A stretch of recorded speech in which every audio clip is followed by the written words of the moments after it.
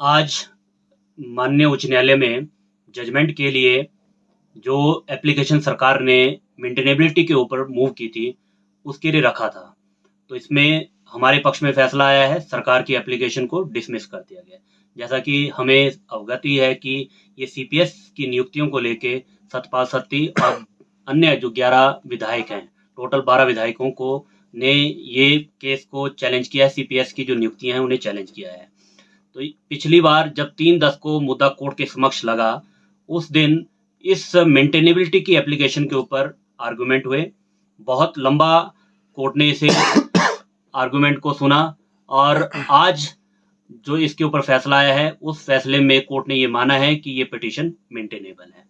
अब 16/10 के लिए मुद्दा ऑलरेडी उस दिन डेट फिक्स थी। 16/10 को हमने कोर्ट के समक्ष ये प्रेयर की थी कि जो इंटरिम एप्लीकेशन है उसको सुन लिया जाए।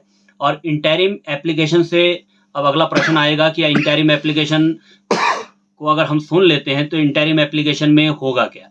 2 मिनट के लिए मान लो कि अगर कोर्ट इस नतीजे पे पहुंचता है कि इन सीपीएस की नियुक्तियों के ऊपर रोक लगनी चाहिए, तो जैसा मैंने अन्य चैनलों के माध्यम से भी पहले ये कहा है कि इसमें पब्लिक एक्सचेकर इन्वॉल्व है।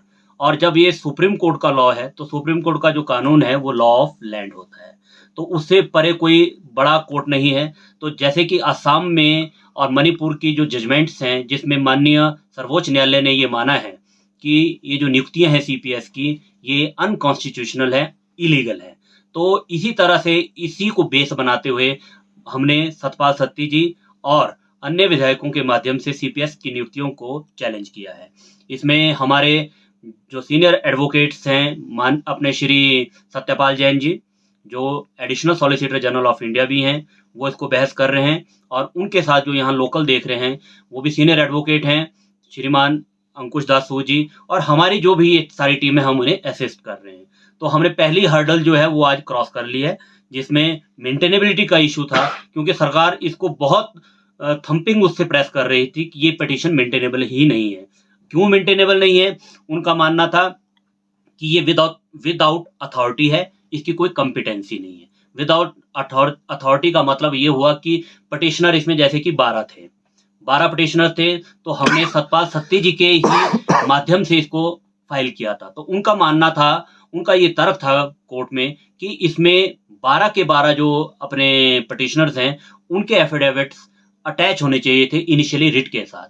पर हमने उसको क्योर कर दिया था, वो क्योरेबल थी, क्योंकि ये कोई इलेगलिटी नहीं थी, ये इरेगुलरिटी थी। और इरेगुलरिटी किसी भी टाइम पे क्योर हो सकती है, ऐसा हमने कानून के माध्यम से कोर्ट को समझाया। और आज कोर्ट ने हमारी बात को ध्यान में रखते हुए हमारे पक्ष में फैसला सुनाया है। अब 16/10 को देखते हैं कि अब जब हम आर्गुमेंट करेंगे, कोर्ट किस नतीजे पे पहुंचता है। वैसे हम आश्वस्त हैं।